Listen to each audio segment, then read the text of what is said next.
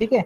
अब ये पूरा सेंटेंस पढ़ने में जैसे सही लगता है कई बार, जैसे हम लोग खड़े हैं और हम लोग को बोल रहे हैं कि भाई ये एक्सपेरिमेंट करो या वट करो, तो समझ में आता है कि क्या बोल रहे हैं, किसको, किससे बात हो रही है, क्या बात हो रही है, क्लियर होता है। लेकिन इनको कहा जाता है इस वर्ड को, जैसे एडवाइस, एडवाइस का मतलब होता है सलाह देना, तो इनको बेसिकली कहते हैं ट्रांजिटिव वर्ब। और अगर आपको याद होगा तो शायद मैंने क्लास में आपसे कभी डिस्कस किया हो, इसी क्लास में, इसे कहते हैं ट्रांजिटिव वर्ब्स। ट्रांजिटिव वर्ब्स का मतलब होता है, सॉरी हाँ, ट्रांजिटिव वर्ब्स का मतलब क्या होता है, इनको हमेशा एक ऑब्जेक्ट की जरूरत होती है। किसकी जरूरत होती है? ऑब्जेक्ट की जरूरत होती है कि भाई किसको बोल रहे हैं, किसको बोल रहे हैं। जैसे एडवाइस, किसको एडवाइस किया? इस सेंटेंस को पढ़ के समझ में आ रहा है? ध्यान से पढ़ो। He advise to do the experiments in labs. अब ये सेंटेंस पूरा कंप्लीट है, लेकिन बस इसमें एक चीज मिसिंग है कि हमने एडवाइस किसको किया, किसको एडवाइस किया, हु वाज द पर्सन जिसको हमने एडवाइस किया। तो यहाँ पर हमें एक ऑब्जेक्ट चाहिए कि ही एडवाइज्ड राहुल गांधी, या ही एडवाइज्ड अस, या ही एडवाइज्ड स्टूडेंट्स, या ही एडवाइज्ड नरेंद्र मोदी, या ही एडवाइज्ड पेशेंट। जो भी बोलना है हमको वहां पे एक ऑब्जेक्ट चाहिए। I we need an object there. उस ऑब्जेक्ट के बाद, उस पर्टिकुलर ऑब्जेक्ट के बाद वर्ब का फर्स्ट फॉर्म यूज होगा, वो भी टू के साथ। किसके साथ? पीओ टू के साथ। तो actual sentence he advised me, या हिम, या हर, या कुछ भी लिखे, he advised me to do the experiments in labs. क्योंकि वो एडवाइस शब्द इनकम्प्लीट सा है, क्लियर है, उसको पूरा होने के लिए एक ऑब्जेक्ट चाहिए। क्या चाहिए? Object. Now take the screenshot, इसको फटाक से स्क्रीनशॉट ले लो। ले लिया आप लोगों ने screenshot? Yes. Done, Yes, sir. sir. मैंने हाँ स्क्रीनशॉट ले लिया तो गुड। एक सेकेंड और वेट करना बेटा, मैं एक और अकाउंट से ऐड हो रहा हूँ आपके साथ, ताकि मैं आपके कमेंट्स को पढ़ सकूँ दूसरी मोबाइल पे आपका ये चीज कर सकूँ।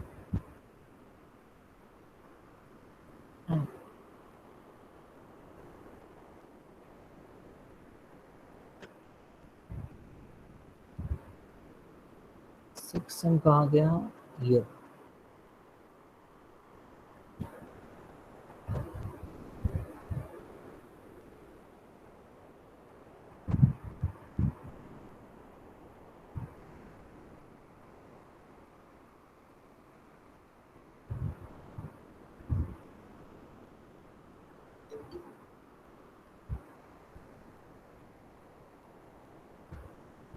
ठीक है। नाउ आप लोग अब कमेंट्स के थ्रू मुझे बता सकते हैं कि what ever your query is, फटाफट, या लिख के भी बोलोगे, लिखोगे तो जल्दी मैं पढ़ पाऊंगा और कर पाऊंगा। मैं दूसरे अकाउंट से भी कनेक्टेड। तो हम यहाँ पे थे कि एडवाइस के बाद एक ऑब्जेक्ट की जरूरत पड़ती है, तो मैं बात करता हूँ इसी की कंटिन्यूएशन में। जैसे मैं लिखता हूँ आई किल्ड। अब अगर मैं अपना सेंटेंस यहाँ पे एक सेंटेंस लिखा है आई किल्ड, और दूसरा सेंटेंस लिखता हूँ आई स्लीप,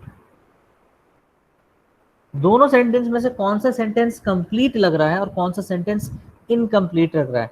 आपके पास दो ऑप्शन है, ऑप्शन 1 और option 2। Which one is complete? पूरा है, अपने आप में पूरा है। Sir second. स्लीप वाला। है ना? मैं सोता हूं या मैं सो रहा हूं, है ना, मैं सोता हूं, मैं सो रहा हूं, या मैं सोया था। I sleep, I am sleeping, I slept. ये अपने आप में एक कंप्लीट सेंटेंस देता है। मतलब ये जो स्लीप वर्ब है, ये वर्ब अपने आप में कंप्लीट है, इसको पूरा समझने के लिए कुछ और नहीं चाहिए। जैसे कि बेबी क्राइज, बच्चा रोता है, ये अपने आप में कंप्लीट सेंटेंस है। जैसे देखा, वह मुस्कुराती है, तो शी स्माइल्स, ये अपने आप में कंप्लीट है। द शॉप ओपन्स, ये अपने आप में कंप्लीट है। लेकिन जब मैं बोलता हूँ इनकम्प्लीट सेंटेंस, कौन सा इसमें से? फर्स्ट वन, आई किल्ड, मैंने मारा था, या मैंने जान से मार दिया था। तो आप सुनने वाले के मन में एक क्वेश्चन रहता है कि किसको मार डाला था, whom? किसको किल किया, तो ये इनकम्प्लीट लग रहा है।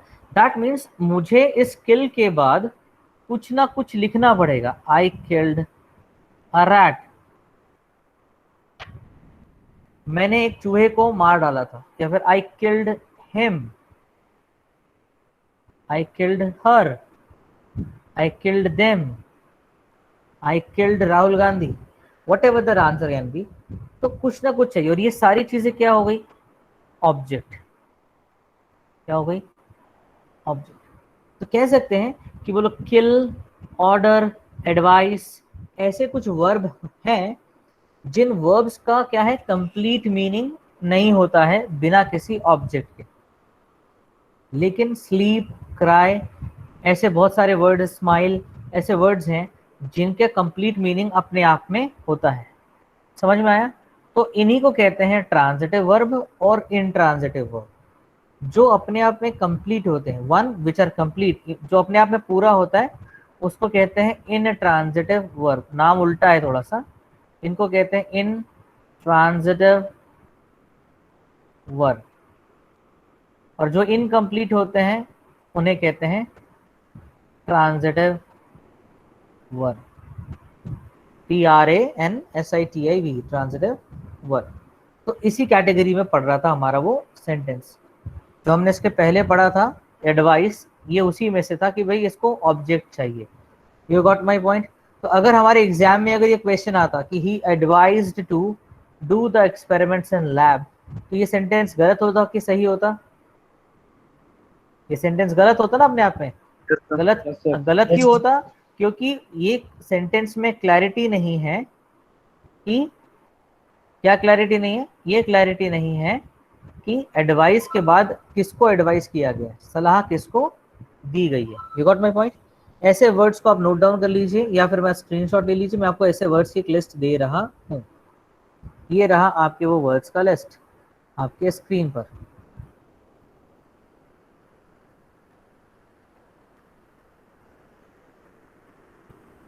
थोड़ा छोटा करना पड़ेगा आई थिंक, और थोड़ा सा छोटा करना पड़ेगा। आप लोग जूम करके देख पाए तो देखिए, ये देखो, ask, advice, allow, command, force, forward, invite, encourage, compel, beg, order, imagine, instruct, permit, persuade, tell, require, remind, teach, है ना? ये वो वर्ड्स हैं। जब ये वर्ड्स आते हैं तो ऑब्जेक्ट का यूज होता है, और उसके बाद टू आता है, उसके बाद वर्ब का फर्स्ट फॉर्म आता है। यहाँ मिस प्रिंट है या वर्ब टू लिखा है, ये मत लिख लीजिएगा। मैंने आपको सिर्फ वर्ड्स लिखने के लिए बोला है, सिर्फ वर्ड्स लिखिएगा, या फिर इसका स्क्रीनशॉट, इतने का स्क्रीनशॉट लीजिए जो हाईलाइटेड है। ये वो वर्ड्स हैं जिनके साथ इस तरीके से होता है। क्लियर है? Yes sir. ठीक है, अशरफ बातें नहीं करो, क्लास पे ध्यान दो। कैमरे क्यों बंद है बाकी बच्चों के? कैमरे ऑन है? हाँ, इतनी दोपहर हो गई, नहाया नहीं नाला कभी तक। चलो back to the class. Screenshot ले लिया? यस नो लिख के बता दीजिए कमेंट्स में। यस। Yes sir. अब इसी में मजेदार चीज होने वाली है। अब यही रूल को थोड़ा सा और कॉम्प्लेक्स बनाएंगे, और एक और अच्छी चीज सीखेंगे जो डिफिकल्ट भी है और एग्जाम में कई सारे बच्चे गलत कर सकते हैं। हम उसके बारे में बात करेंगे। ये जो सेंटेंस है ये एक्टिव वॉइस में, कौन से वॉइस में? Active voice. हमने बचपन में ग्रामर में दो चीजें पढ़ी है, एक एक्टिव, दो वॉइस पढ़े, एक एक्टिव वॉइस और एक पैसिव वॉइस। और हमें बचपन में याद है कि Ram eats mango and mango is eaten by Ram. Ram आम खाता है और राम राम के द्वारा खाया जाता है। तो उसमें क्या होता है? एक्टिव वॉइस में सब्जेक्ट, फिर वर्ब और फिर ऑब्जेक्ट। पैसिव वॉइस में क्या होता है? ऑब्जेक्ट पहले आता है, फिर वर्ब आता है और फिर सब्जेक्ट आता है। ये स्ट्रक्चर होता है। अगर हम इसको देखेंगे, यहाँ लिखा ही, एडवाइस देने वाला कौन है? ही, तो ये हमारा सब्जेक्ट है। ठीक है, ये हमारा सब्जेक्ट है। एडवाइस के बाद ऑब्जेक्ट आ जाएगा, ही एडवाइज्ड मी, ही एडवाइज्ड मी, तो मी कौन हो गया? हमारा ऑब्जेक्ट। एडवाइस क्या हो गया? वर्ब। तो ये कौन सा वॉइस है? Active voice. कौन सा वॉइस है? Active voice. और सर ने बोला कि जब एक्टिव वॉइस होता है तो इस तरीके से एडवाइस ऐसे वर्ड होता है, तो जैसे लिखे ना एडवाइस, एडवाइस, ऑर्डर, इंस्ट्रक्ट, है ना, ये जितने भी ट्रांजिटिव वर्ब होते हैं इनके बाद हमेशा क्या आता है, एक ऑब्जेक्ट आता है कोई भी, है ना, जैसे मी, हिम, हर, जो भी हम लिखते हैं, और फिर आता है टू, और फिर आता है वर्ब का कौन सा फॉर्म, फर्स्ट फॉर्म। इस तरीके का स्ट्रक्चर होता है। एडवाइस जैसे वर्ड्स, फिर मी, हिम, हर, जो भी जिसके ऊपर वो डिपेंडेंट होता है, और फिर हम लगाते हैं टू, और फिर लगाते हैं वर्ब का फर्स्ट फॉर्म। ये क्लियर हुआ, यस या नो? एडवाइस जैसे वर्ड्स हमने और लिख लिए, ये क्लियर हुआ? Yes, yes. क्यों, हाँ, क्यों ऐसा करते हैं? क्योंकि हमें क्लियर नहीं होता कि किसको एडवाइस किया, किसका खून किया, किसको ऑर्डर दिया, किसको एनकरेज किया, ये क्लैरिटी होना चाहिए ना किसको किया। तो इनमें हमेशा क्या होना चाहिए, ऑब्जेक्ट। जैसे आई इंस्ट्रक्टेड टू, आप बता सही है या गलत, आप बताना। I instructed to switch on the camera, तो ये सही सेंटेंस है कि गलत सेंटेंस है? Wrong, सुन, sir. है ना, क्लियर रॉन्ग, ये गलत है। बोलने में अच्छा लग रहा है, I instructed to switch on the camera, I ordered to, या फिर बोल सकता हूँ I ordered to switch on the camera, ये बोलने में अच्छा लगता है, लेकिन गलत है। क्या गलत है? किसको इंस्ट्रक्ट किया, किसको ऑर्डर किया। तो सही सेंटेंस क्या होगा, what will be the correct answer? The correct answer is I instructed students to switch on the camera, I ordered students to switch on the camera. That means यहाँ पे मैंने को पहले स्टूडेंट्स या कुछ ऑब्जेक्ट लगाना, फिर टू, फिर वर्ब, फिर फर्स्ट फॉर्म। वर्ब का कौन सा फॉर्म, फर्स्ट फॉर्म। स्क्रीनशॉट ले लो इसका। ये हो रहा है एक्टिव वॉइस की बात। अब इसका, है ना, स्क्रीनशॉट ले लिया, yes? Yes, sir. Yes, sir. अब मजेदार बात ये है कि जब हम इसको पैसिव में कन्वर्ट करते हैं, किसमें कन्वर्ट करते हैं?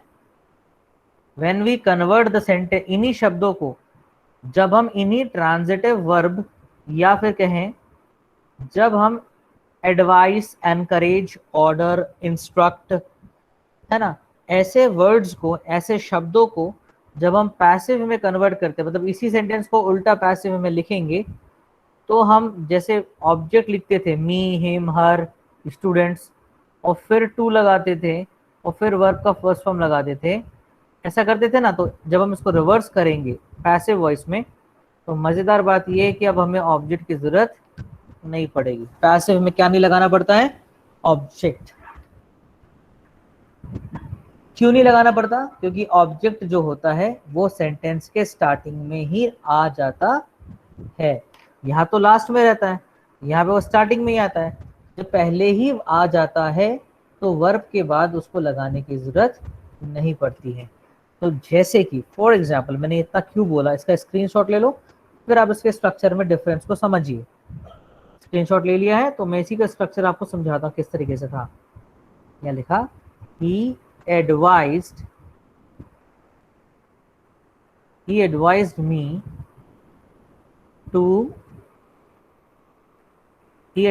me to leave the college. उसने मुझे कॉलेज छोड़ देने की सलाह दी। He advised me to leave the college. ये हुआ आपका एक्टिव वॉइस। कौन सा वॉइस? सीधा सीधा बोल रहे हैं। उसने, करने वाला कौन है? ही। किसको, ऑब्जेक्ट कौन है? मी। क्या किया? एडवाइस किया। तो एडवाइस के बाद देखो पहले ऑब्जेक्ट आया, फिर टू आया, और फिर वर्ब का कौन सा फॉर्म आया? First form. अब मैं अगर इसको पैसिव में कन्वर्ट करता हूं, तो अभी मैं थोड़ी देर पहले आपको सिखा रहा था कि एडवाइस के बाद ऑब्जेक्ट लगाना मी और फिर ही लगाना टू, लेकिन जब मैं इसको पैसिव करूंगा तो वो जो मैंने सिखाया है उसको फॉलो करने की जरूरत नहीं पड़ेगी। पैसिव सेंटेंस कौन बना सकता है? देखो किसका इंग्लिश अच्छा है, कोई बना, मेरे साथ साथ बनाओ। तो आई, मी का क्या हो जाएगा? आई एडवाइज्ड, पास्ट टेंस है। जब इसको करेंगे तो वाज वर आ जाएगा। आई वॉज एडवाइज्ड, है ना, आई वॉज एडवाइज्ड टू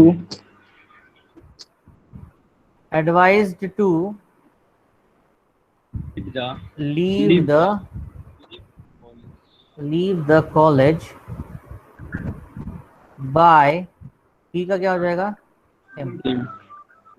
हाँ, अब आप ध्यान से देखो, अब यहाँ पे बादल सर ने जब उसको पैसिव में कन्वर्ट किया तो यहाँ एडवाइस के बाद सीधा टू लीव, लेकिन यहाँ पे एडवाइस के बाद मी और टू, ऑब्जेक्ट फिर टू। ये कॉन्सेप्ट क्लियर हुआ?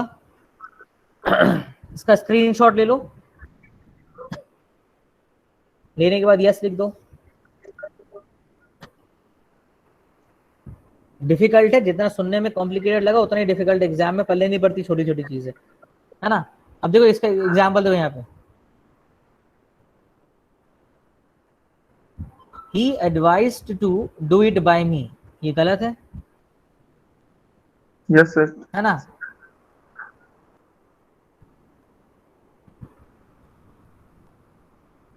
he advised to do it by me, ये गलत है। किसको एडवाइस किया, क्लियर नहीं है। लेकिन अगले सेंटेंस में करेक्ट क्या हुआ, he advised me to do it, अब सही है क्योंकि ये एक्टिव वॉइस में था। लेकिन जब कोई पैसिव वॉइस का सेंटेंस होता है, but if these are used in passive voice, तो ध्यान से देखो, she was permitted to go with him. अब यह परमिटेड के बाद ये नहीं पूछा कि किसको परमिट किया, परमिट किसको किया, परमिट किसको किया, शी, पर वो तो पहले ही लिखा हुआ है तो दोबारा लिखने की जरूरत नहीं है। She was permitted to go with him, यहाँ पे परमिटेड के बाद कोई भी ऑब्जेक्ट नहीं है, सीधे टू है, क्योंकि ये कौन सा सेंटेंस है, एक्टिव वॉइस का सेंटेंस है कि पैसिव वॉइस का सेंटेंस है, पैसिव वॉइस का सेंटेंस है, ये एक्टिव वॉइस का Yes, नहीं है। You got my point. तो यहाँ पे परमिट का, यहाँ पे आप लोग अगर हिंदी मीडियम से हैं और अगर आप टिपिकली ग्रामर पढ़ते तो आपको आदत होगी, she was permitted to go with him by her father. तो अब आपको सेंटेंस अच्छा लग रहा है कि नहीं लग रहा, कितने बच्चों को अच्छा लगा, थोड़ा इजी लगा समझने में। She was permitted to go with him by her mother या बाय हर फादर। अब आपको सेंटेंस समझने में आसान लगा होगा कि उसके पापा ने या उसकी मम्मी ने उसको परमिट किया उसके साथ जाने के लिए। You got my point. लेकिन बेटा पैसिव वॉइस में by her father, by Rahul, by Ram, ये कंपलसरी होता नहीं है लिखना, उसके बगैर भी सेंटेंस को पहचानना सीखो। कोई बता सकता है कि ये जो सेंटेंस लिखा है, she was permitted to go with him, ये पैसिव वॉइस का है, कैसे पता चलता है, कैसे पता लगा सकते हो आप? Can anybody tell me? Vinayak, Shruti, Shefali, Rishikesh, Divya, कोई मुझे बता सकता है, आशुतोष, कि ये पैसिव वॉइस का सेंटेंस है, कैसे पता चल रहा है? How I have identified that it is a passive voice sentence? Sir third person है इसमें। क्या बेटा थर्ड पार्टी, क्या थर्ड पर्सन रेफरेंस है सेंटेंस में। थर्ड पर्सन रेफरेंस है, ओके। और कोई बताएगा बेटा कैसे पता चल रहा, ये पैसिव वॉइस का सेंटेंस है, कैसे पता चल रहा है, कोई बता पाएगा? क्योंकि सर वर्ब के बाद ऑब्जेक्ट की जरूरत नहीं है सर। वर्ब के बाद ऑब्जेक्ट की जरूरत नहीं है, कैलाश बोल रहा है। और कोई बताएगा मुझे? Shefali, Divya, no, Vinayak, no. मैं आपको एक फिर अच्छी चीज अब बताना, बादल सर ने जो सिखाया वो इजी है कि ये इजी है? आपको दो लोगों ने बताया, एक ने बताया ऑब्जेक्ट की जरूरत नहीं है, दूसरे ने बताया कि थर्ड पर्सन की ओर इशारा है। अब मैं आपको एक ट्रिक बताता हूँ जिससे आप पहचान लोगे कि ये पैसिव वॉइस का सेंटेंस है कि एक्टिव वॉइस का सेंटेंस है। वो ट्रिक आप देखो क्या है, ध्यान से सुनना, किसी को नहीं आता, सब गधे थे, सब चुपचाप बैठे थे आप लोग। अब जो बोलूंगा ध्यान से सुनना। सर सब्जेक्ट लास्ट में आता है इसमें। अरे अब सब रहने दो, मेरी बात सुनो, मुझे आप ध्यान से बताओ, वॉज और वर, अगर ये हेल्पिंग वर्ब है, अगर ये सहायक क्रिया या हेल्पिंग वर्ब है, तो इसके बाद वर्ब का, मेन वर्ब का कौन सा फॉर्म आएगा? First form, second form, third form? क्या याद है बचपन में स्कूल में, या फिर आईएनजी, क्या याद है? Sir ING. क्या ना चाहिए? ING। ING. She was going to market, I was cooking food, ऐसे ही पढ़ा है ना बचपन से? Yes, sir. अच्छा, अगर आपके सेंटेंस में इसी तरह इज, एम, आर है, तो उसके आगे मेन वर्ब का कौन सा फॉर्म आता है? आईएनजी। आईएनजी। अच्छा, अगर आपके सेंटेंस में दिखा है यूजुअली विल बी या shall be, future continuous tense, will be या फिर शैल बी, अगर इसके साथ I will be going with you है ना, तो ही विल बी प्लेइंग, ये फ्यूचर कंटिन्यूअस टेंस, वर्ब का कौन सा फॉर्म आता है? आईएनजी। इसी तरह आपने बचपन में पढ़ा होगा present perfect continuous tense, have been, या फिर हैज बीन, याद आया, I have been doing this work, या फिर past perfect continuous tense, had been, she had been disturbing me, या फिर आप फ्यूचर परफेक्ट टेंस में पढ़ते हैं तो will have been, shall have been. याद आया नहीं आया? इसके साथ भी वर्ब कौन सा दिखाई देता है आपको? I have been learning English since childhood, याद आया बचपन के दिन? Yes sir. इन सब के साथ आपको वर्ब का कौन सा फॉर्म दिखाई देता है? ing ING. लेकिन अगर देवी और सज्जनों, अगर आपको आईएनजी ना दिख के वर्ब का थर्ड फॉर्म दिखाई दे एक शैतान के रूप में, तो आप समझ जाएंगे भैया ये दुनिया का कुछ गड़बड़ हिस्सा, ये नॉर्मल ग्रामर नहीं है जो हम बचपन में रटे थे। तो आप समझ जाना अगर वहां थर्ड फॉर्म दिखाई दे तो कौन सा फॉर्म है, कौन सा वाक्य है? पैसिव का वाक्य है। अब वापस मैं आपको ले जा रहा हूं उसी अंधेरे में। यहाँ लिखा है शी वॉज परमिटेड, क्या लिखा है? शी के बाद क्या लिखा है? वॉज के बाद क्या लिखा है? परमिटेड। परमिटेड वर्ब है। तो सर आपके मन में एक ख्याल क्यों नहीं आया कि शी वॉज परमिटिंग क्यों नहीं हुआ? अगर ये एक्टिव वॉइस होता तो यहाँ लिखा होता she was permitting, she was permitting her child to go with him, तो परमिटिंग होना चाहिए था ना। She was cooking, she was playing, she was learning, she was going, she was permitting. Was के बाद तो आईएनजी आना चाहिए था ना, पर यहाँ पे क्या लिखा था? Permitted, permitted, permitted. तो बादल सर ने जैसे ही देखा कि यहाँ पे लिखा है वाज परमिटेड, तो समझ गए कि ये एक्टिव वॉइस नहीं है, ये पैसिव वॉइस है। समझ गया ना मैं? अब बताओ कौन सा टेक्निक आसान है पहचानने का, किस एक्टिव वॉइस का सेंटेंस है कि पैसिव वॉइस का सेंटेंस है?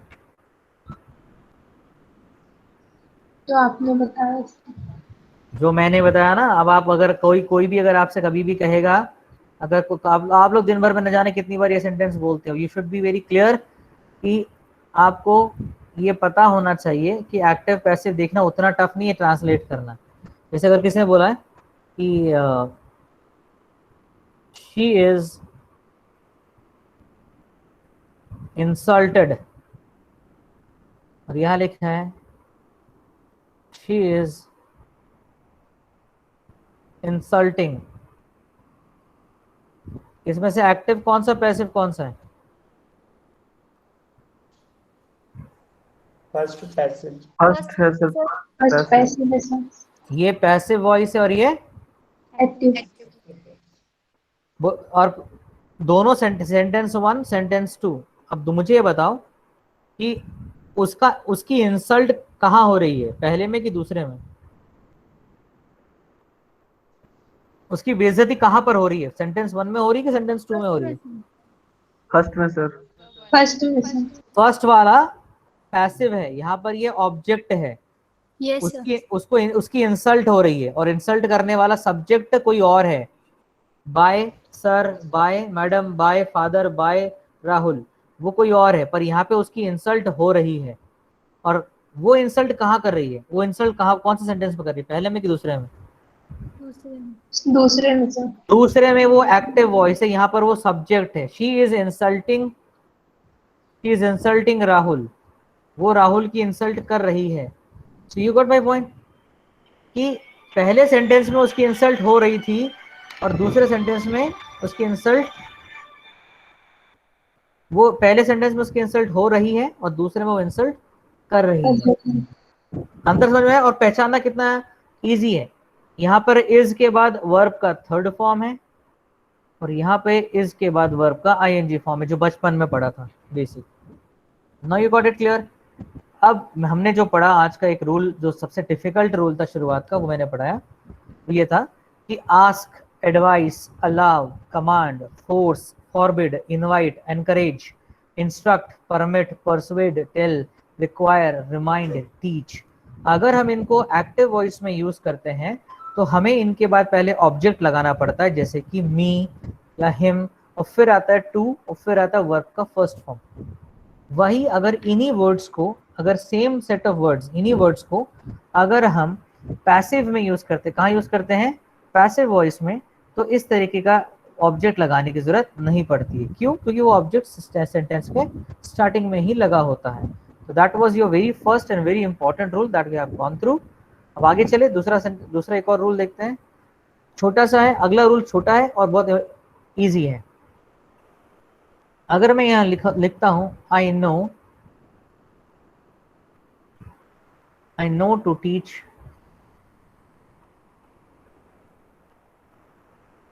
ग्रामर की स्पेलिंग क्या है? GRAMMAR, नहीं। तो I know to teach grammar, मैं ग्रामर पढ़ाना जानता हूँ। KNOW, नो का मतलब जानना। तो मैं ग्रामर पढ़ाना जानता हूँ, मुझे मत सिखाओ, या फिर मुझे मत बताओ, या फिर मुझे आता ही मैं बोलो। तो ये सेंटेंस कैसा लग रहा है बोलने में? है ना, don't try to teach me, I know to teach grammar. Usually हम इस तरीके से बोलते हैं। I know to drive car, I know to ride bike. लेकिन याद रखना है कि जब भी हम, है ना, जब भी हम इसकी बात करते हैं, जब भी मैं इस तरीके का सेंटेंस यूज करते हैं, जब भी हम नो वर्ड का यूज करते हैं, तो इसके साथ आपको हाउ या वाई या वेयर या हु इस तरीके के वर्ड्स लगाने पड़ेंगे, तभी आप टू और वर्ब का पहला फॉर्म V1 का यूज कर सकते हैं। मतलब नो के बाद आएगा ये, फिर आएगा टू, फिर आएगा V1। You got my point? ये होना चाहिए तभी सेंटेंस। करेक्ट सेंटेंस क्या होगा? I know how to teach grammar. Grammar, मैं जानता हूँ कि ग्रामर कैसे पढ़ाते हैं। ये एक बेसिक सा बहुत छोटा सा है, ये आपको स्पोकन इंग्लिश भी अच्छा करेगा और ये आपका इसमें भी ठीक करेगा। देखो, ये आपका अगला रूल था, know is followed by how, where, when, why and infinitive. Infinitive का मतलब होता है to plus verb first form. Infinitive का मतलब क्या होता है? To plus verb first form. Clear है गाइस? तो इसको आप नोट डाउन कर लीजिए। यहाँ पे ये स्क्रीन का स्क्रीनशॉट ले लीजिए, you can take the screenshot. हो गया? यस नो लिख दीजिए अगर आपको समझ में आ गया है तो। Yes, sir. छोटा सा रूल, हाँ, it was a very simple and easy rule.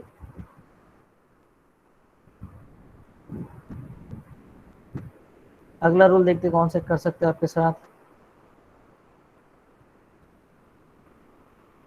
अभी सारे रूल्स जो आ रहे हैं वो आ रहे हैं आपके से रिलेटेड, है ना।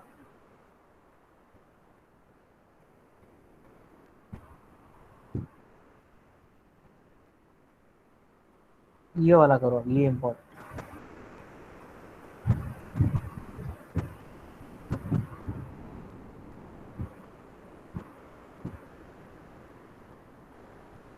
अब एक और डिस्कस करते हैं हम लोग, 7th rule, that is semi models कहते हैं इनको, डेयर या फिर नीड। डेयर या फिर नीड। और जब हम इनका यूज करते हैं कि डेयर का मतलब होता है हिम्मत करना और नीड का मतलब होता है जरूरत। जब हम इनका यूज करते हैं एज एन हेल्पिंग वर्ब, कैसे यूज करते हैं बेटा? हेल्पिंग वर्ब हाउ अगर, डेयर, हाँ बेटा, इसके पहले हाउ आएगा ना सर ऐसे? हाँ मतलब हाउ, हाउ ऐसे यूज करते हैं हाउ डेयर। नहीं वो नहीं बेटा, वो हाउ डेयर यू तो अलग सेंटेंस है, वो नो के साथ था। I know how to teach grammar, know के बाद I know how to drive car, I know how to use machine, वो अलग अलग बात है। अभी हम बात करें नई चीज की, डेयर और नीड। इन्हें एक्चुअल में कहा जाता है सेमी मॉडल्स या फिर सेमी ऑक्सिलरीज बोला जाता है। ग्रामर के डिटेल में मत जाओ, क्या बोलते नहीं बोलते डजंट मैटर। मैं आपको सिंपल भाषा में पहले इजी लैंग्वेज में सिखा दूं आपको, बेस्ट जो आपके इंपॉर्टेंट है, जो रट्टा मारने का काम सबसे इंपॉर्टेंट ये है कि अगर आप इनके साथ नॉट का यूज करें, क्या यूज करें? नॉट। अगर आप इनके साथ डेयर नॉट या नीड नॉट जब आप बोलते हैं, तो कभी भी आप TO2 का यूज नहीं करेंगे। TO2 और साथ में वर्ब का पहला form, first form, never use this together. मतलब अगर आप नॉट का यूज कर रहे हैं तो इनका यूज नहीं करेंगे। लेकिन अगर आप नॉट का यूज नहीं कर रहे हैं, नेगेटिव नहीं है सेंटेंस, तो आपको ये करना पड़ेगा। कैसे? एग्जाम्पल, अगर आपको एक एग्जाम्पल में क्वेश्चन, एग्जाम में सेंटेंस आता है, she need not to worry, she need not to worry, अब ये सही है कि गलत है? गलत है ना Wrong, सर? sir. अब ये सेंटेंस गलत है सीधे सीधे। अब ये बेसिक में ना, अब नीड के साथ क्या लगा है? नॉट। और अगर नॉट आया है तो TO2 का यूज नहीं आएगा। शी नीड नॉट वरी, सही आंसर क्या है? She need not worry. She need not to worry अगर आप बोलोगे तो गड़बड़ है, लेकिन बोलने में अच्छा लगता है। When you speak in fluency it seems right that she need not to worry.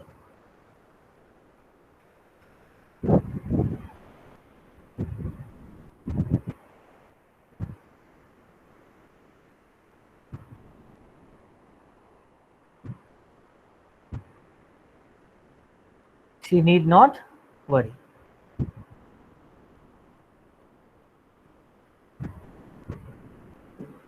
ठीक है, these are semi models. Yes, sir. ठीक है,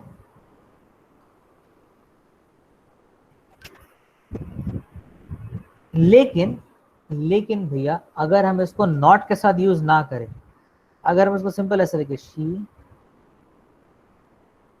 शी नीड टू वरी, अब ये सही है कि गलत है? सही है सर.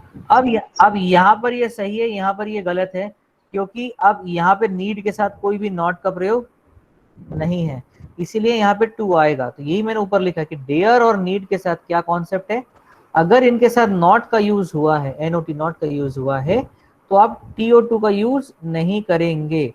लेकिन अगर आप नॉट का यूज नहीं कर रहे हैं तो आपको करना ही पड़ेगा, you have to use it. समझ में आया?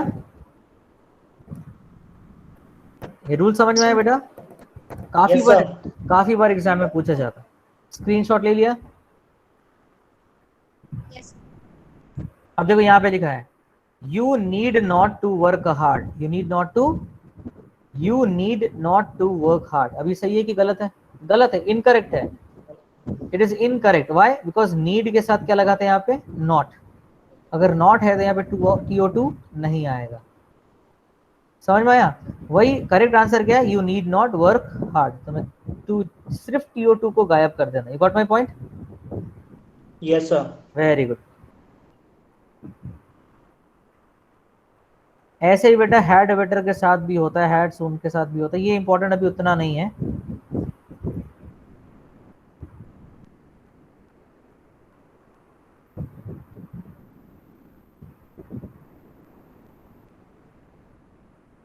एक रूल और बताऊंगा मैं,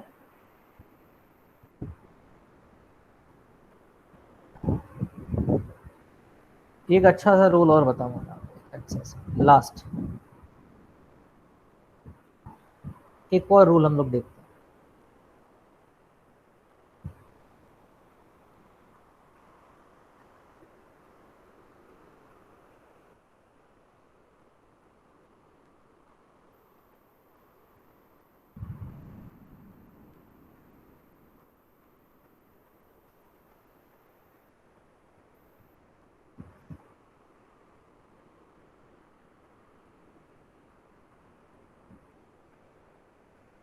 केस नहीं है।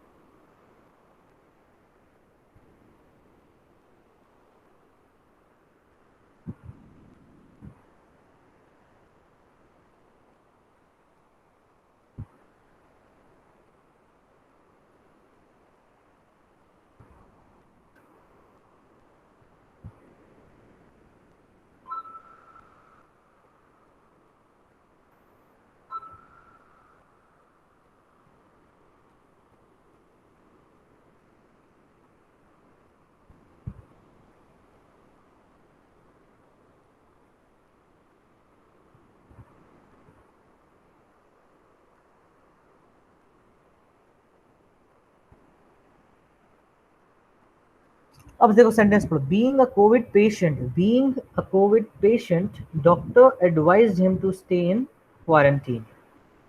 क्लियर है? Being a Covid patient doctor advised him to stay in quarantine. अब यहाँ सीखने वाली बात क्या है बेटा, जब भी आपका सेंटेंस बीइंग से स्टार्ट हो, किससे स्टार्ट हो? बीइंग। अगर आपका सेंटेंस बीइंग से स्टार्ट होता है तो याद रखना कि वो किसकी ओर रेफर करता है? उस सेंटेंस में जो पहला सब्जेक्ट उसको मिलेगा वो उसकी तरफ रेफर करेगा। उस पूरे सेंटेंस में जो भी पहला सब्जेक्ट आगे जाके मिलेगा वो उसकी तरफ रेफर करता है। जैसे लिखा है being a Covid patient doctor advise him to stay in quarantine, तो पहला सब्जेक्ट हमें क्या मिला? डॉक्टर। अब इस सेंटेंस को पढ़ो, बीइंग अ कोविड पेशेंट, तो इससे क्या लग रहा है कि कोविड पेशेंट कौन है? ये बीइंग किसके लिए है? डॉक्टर के लिए। तो इससे क्या लग रहा है कि कोविड पेशेंट कौन है? डॉक्टर। जबकि डॉक्टर कोविड पेशेंट नहीं है, यहाँ पे पेशेंट कोई और है ना? डॉक्टर पेशेंट नहीं है, कोविड पेशेंट नहीं है, यहाँ पर हिम, जिसको डॉक्टर बोल रहा है कि क्वारंटीन में रहो। तो जब भी ऐसा आपके साथ सेंटेंस दिखाई दे तो get one thing very clear कि हमको किसके बारे में बात हो रही है उसे स्टार्टिंग में यहाँ पे लिखना पड़ेगा। इस जगह पे हमको लिखना पड़ेगा कि किसके बारे में बात हो रही है। अगर हम यहाँ नहीं लिखेंगे तो जो सेंटेंस में सबसे पहला सब्जेक्ट होगा वही उस चीज को रिप्रेजेंट करेगा, वही उस चीज को रिप्रेजेंट करेगा। जैसे मैंने यहाँ पे लिखा नहीं था, खाली छोड़ा है, तो डॉक्टर, ऐसा लग रहा है जैसे डॉक्टर ही कोविड पेशेंट है, जो कि गलत है। तो यहाँ लिखना पड़ेगा he being a Covid patient doctor advised him to stay in quarantine, या Rahul being a Covid patient, या I being a Covid patient. आपको यहाँ पे कोई ना कोई एक सब्जेक्ट देना होगा। अगर आप नहीं देंगे तो क्या होगा, समझ में आया आपको? ये समझ में आया कि अगर मैं यहाँ पे बीइंग से पहले लिखूंगा नहीं कि कौन है, किसके बारे में बात हो रही है, तो क्या हो जाएगा, ये आपको समझ में आया? What will happen? जो भी पहला सब्जेक्ट आएगा कॉमा के बाद वो समझो उसी की ओर इशारा कर रहे हैं। अब आप इस एग्जाम्पल को देखिए, अब पढ़ो क्या लिखा है। Being a rainy day Vijay decided to stay at home. अब ये सेंटेंस गलत क्यों है? हिंदी में अनुवाद कैसे होगा, ट्रांसलेशन करेंगे तो बारिश का दिन होने के कारण, बारिश का दिन होने के कारण विजय ने घर पर रहने का निश्चय किया। बारिश का दिन होने के कारण, क्योंकि बारिश का दिन है, विजय ने घर पर रहने का डिसीजन लिया या निर्णय लिया। अब बताओ, यहाँ पे बीइंग के आगे कुछ नहीं लिखा है, तो इसका मतलब क्या? रेनी डे कौन हो गया? बारिश का दिन कौन है? विजय। तो विजय बारिश का दिन है क्या? इलॉजिकल है। हो सक विजय बारिश का दिन है क्या? लग रहा है क्या? नहीं। और रेनी डे, बारिश का दिन लिविंग है कि नॉन लिविंग है? निर्जीव है क्या सजीव है? नॉन लिविंग है। अब नॉन लिविंग है तो उसके लिए ही शी तो लगाएंगे नहीं। राहुल, राम, ही शी, तो हम लोग वहां पे क्या लगा दिए?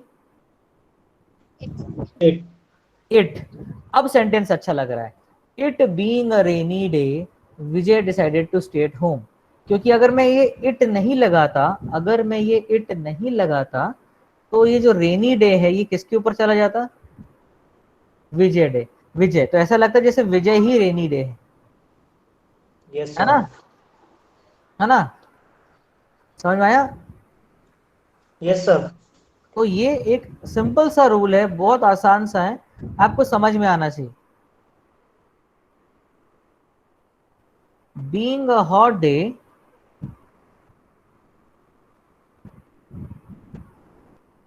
है ना,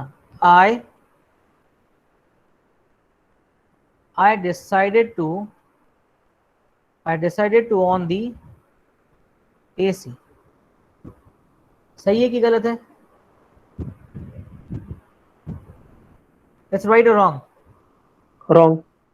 क्यों? क्योंकि ये बीइंग के पहले अगर मैं सब्जेक्ट को नहीं मेंशन कर रहा हूं तो ये हॉट कौन हो गया? I मैं तो हॉट हूं नहीं, तो यहाँ पे लिखना पड़ेगा ना कि कौन है। तो हॉट डे की बात हो रही है और डे जो है उसके लिए हम ही शी तो नहीं लगा सकते, है ना? यहाँ पे क्या आएगा? नॉन लिविंग के लिए। तो it being a hot day I decided to on the AC. तो ऑलवेज रिमेंबर कि जब भी आप बीइंग का यूज कर रहे हैं तो उसके पहले कोई सब्जेक्ट यहाँ पे होना चाहिए जिसके बारे में बात हो रही है। अगर कोई इंसान की बात नहीं हो रही है, नॉन लिविंग है, तो आप इट लगा दीजिए। अगर बहुत सारे लोगों की बात हो रही है तो आप दे लगा दीजिए, दे, THEY, दे, वे लोग। लेकिन लगाइए, अगर आप नहीं लगाएंगे तो जो पहला सब्जेक्ट सेकंड सेंटेंस में कॉमा के बाद आएगा, समझ लीजिए वही हमारा सब्जेक्ट हो जाता है, उसी के बारे में बात हो, तो ये गलत लगता है। समझ में आया? ऐसा कई बार होता है कि अगर यहाँ पर आई ही होता तो हमें यहाँ नहीं भी लिखने से काम चल जाता। मान लो अगर ऐसा है कि दोनों जगह सेम ही इंसान की बात हो रही है तो नहीं भी लिखोगे तो भी चलेगा। समझ में आया? जैसे मैंने लिख दिया, being a good teacher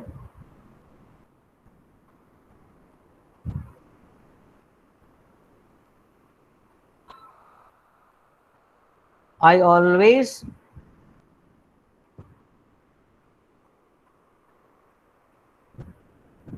scold my students। अब यहाँ पे बीइंग के पहले मैंने कुछ लिखा नहीं है, लेकिन ये चलेगा, इट्स ओके, क्योंकि ये जो आई लिखा है मैं इसी आई की बात यहाँ कर रहा था। तो आई being a good teacher I always scold my students.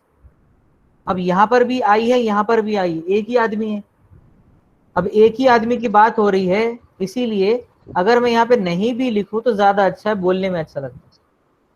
अब अगर बोला नहीं है तो समझ जाइए कि यही आई की बात हो रही है, ठीक है ना? अब जैसे मैं आपको बोल रहा हूँ, being slow minded students, being slow minded students you should revise your chapters. अब ये सेंटेंस सही है कि गलत है? स्लो माइंडेड स्टूडेंट, तो लिखा है बीइंग, सही है सर। है ना, स्लो माइंडेड सर 100% सत्य है ना, being slow minded students you should revise the topic, you should revise the topic. अब यू का प्रयोग हम सिंगुलर बहुवचन दोनों में करते हैं। यू का मतलब तुम भी होता है, यू का मतलब तुम लोग भी होता है। तो being a slow minded students you should revise the topic. अब यहाँ पर मैं सब्जेक्ट नहीं लिखा, तो इसका मतलब ये जो यू है यही पे वो भी है, वही मीनिंग है। तो लिखो Yes. तो भी ठीक, नहीं लिखो तो भी ठीक है। तो being slow minded students you should revise the topic. समझ में आया? Yes sir. लेकिन अगर मैं यहाँ पे ये लिख देता गलती से, being slow minded student I should, being slow minded students I should give notes. अब सही है कि गलत है बताओ? अब मजे सेंटेंस के साथ खेलना स्टार्ट करो। यहाँ अगर मैंने लिख दिया being slow minded students I should give notes, अब ये सही है कि गलत है? गलत है। अब गलत है। आई, अब गलत हो गया ना। अब आई मतलब मैं हो गया स्लो माइंडेड स्टूडेंट। तो यहाँ पे मुझे लिखना पड़ता, यहाँ पे मुझे क्या लिखना पड़ता है? यहाँ पे मुझे लिखना पड़ेगा कि भाई you being slow minded students I should give notes. समझ में आया? बिना उसके ये गलत हो जाएगा। तो मजेदार थे आज के रूल्स, थोड़े लंबे लंबे से थे लेकिन मजेदार से थे। इनको शांत मन से बढ़िया से रिवाइज करो एक बार अच्छे से। कॉन्सेप्ट कम खाइए, अच्छा खाइए, है ना, लेकिन छोटे छोटे कॉन्सेप्ट्स को सीखते जाइए। मेरे पास 100, 150, 200 ऐसे रूल्स हैं। मैं कोशिश करूंगा कि आपको सारे जो इंपॉर्टेंट रूल्स हैं वो आपके साथ शेयर करूं और आपको बताते जाऊं। क्लियर है? तो जाइए, आपकी अगली क्लास का टाइम हो चुका है, थोड़ा लेट है, आप 5-7 मिनट पहुंचे अपनी क्लास में, आपकी अटेंडेंस हो चुकी है। और मिलते हैं अगली क्लास में। जिन लोगों का रिज्यूमे मेरे पास व्हाट्सअप में आया है वर्ड फाइल, अशरफ, किरण कारपेंटर, श्रुति जैन, उन लोगों का मैं चेक कर रहा हूँ। और जिनका नहीं आया है ना, उन लोगों का मैं चेक नहीं कर पाऊंगा। जैसे दीपू का मेरे पास अभी आया नहीं है, तो बेटा मैं आपका चेक नहीं कर पाऊंगा। जब तक चेक नहीं कर पाऊंगा तब तक मैं अपलोड नहीं करेंगे आप। अच्छा, अपलोड करेंगे भी तो मैं अप्रूव नहीं करूंगा। क्लियर बेटा? Bye bye, take care, have a nice day, see you in the next class.